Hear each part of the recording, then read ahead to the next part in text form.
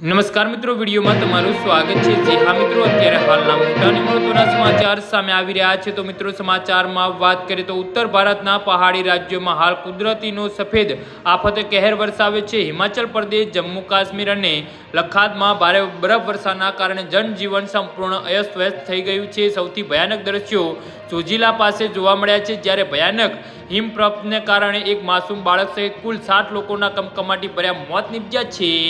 તો કફોડી મનાલીની પ્રખ્યાત અટલ ટનલ પાસે અચાનક થયેલી બરફવર્ષાના કારણે અંદાજિત 1000થી વધુ વાહનો ફસાઈ ગયા છે। -ડિગ્રી તાપમાનમાં પ્રવાસીઓ રસ્તા પર અટવાયા છે। તેવી જ રીતે કુલ્લુના જલોરી પાસે પણ 50 જેટલા પ્રવાસીઓ ફસાયા હોવાના સમાચાર છે, જેમાંથી પોલીસે 24 લોકોને સુરક્ષિત બહાર કાઢ્યા છે। સેના અને સ્થાનિક પોલીસે જીવના જોખમે રેસ્ક્યુ ઓપરેશન ચલાવી રહી છે।